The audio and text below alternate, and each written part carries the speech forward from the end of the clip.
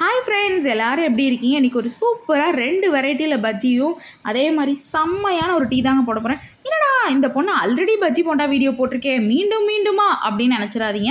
இன்றைக்கி one of my best friend வந்து வீட்டுக்கு வந்திருக்காங்க. ஸோ அவங்களுக்காகவே டக்கு நம்ம வீட்டுக்கு யாராவது வரோம் அப்படின்னா என்ன பண்ணுவோம், வீட்டில் இருக்கிற ஏதாவது ஒன்று தான் ஸ்பெஷலாக செஞ்சு கொடுப்போம். அப்படி பார்த்தா இன்றைக்கி பஜ்ஜி போண்டா பவுட்ரு என்கிட்ட இருந்துச்சு. ஸோ அதை வச்சு நம்மகிட்ட இருக்க வெஜிடபிள்ஸ் வச்சு ஒரு பஜ்ஜி போட்டுடலாம் அப்படின்னு சொல்லிட்டு தான் எடுத்திருக்கேன். அதுவும் என்னோடய ஃப்ரெண்ட் பார்த்திங்கன்னா ஆதி காலத்துலேருந்து நாங்கள் க்ளோஸ் ஃப்ரெண்ட். ஆதி காலம்னா குவா குவா அப்படின்னு நீங்கள் குழந்த ரேஞ்சுக்கு போயிட வேணாம், ஸ்கூல் லைஃப்லேருந்து இப்போ வரைக்கும் என்னோடய பெஸ்ட் ஃப்ரெண்ட். இப்போ பார்த்திங்கன்னா நான் ஆச்சி போண்டா பவுடர் தான் எடுத்திருக்கேன். அதை அப்படியே நான் ஒரு பாத்திரத்தில் மாற்றிக்க போகிறேன்.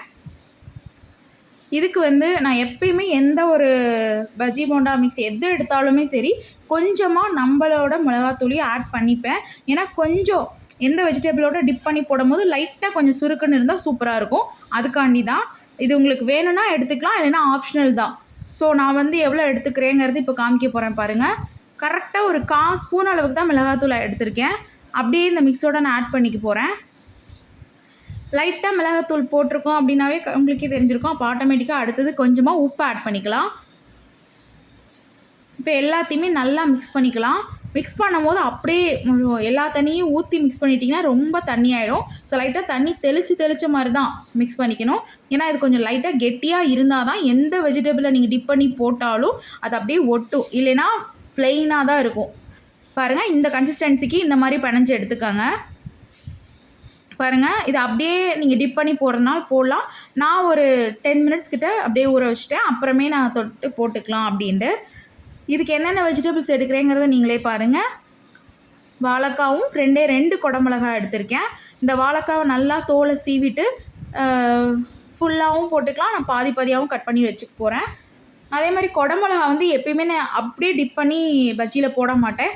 சென்டராக 2 ஆஃபாக கட் பண்ணிவிட்டு அப்போ தான் டிப் பண்ணுவேன். ஏன்னா குடமிளகாவை ராவாக சாப்பிட்ற மாதிரி இருக்காது.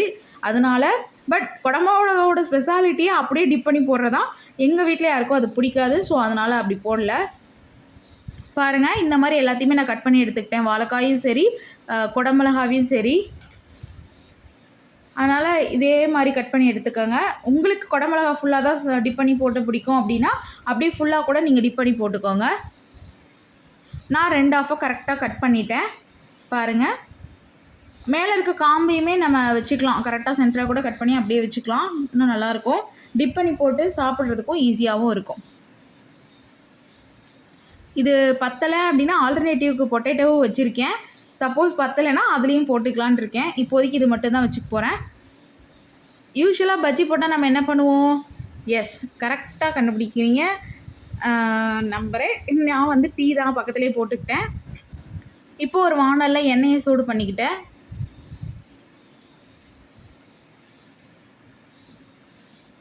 பாருங்கள், எண்ணெய் சூடானதுக்கப்புறம் தான் பஜ்ஜியை போடணும். எண்ணெய் சூடாகிறதுக்கு முன்னாடியே போட்டோன்னா எண்ணெயை அப்சர்வ் பண்ணிடும், பட் வேகாது.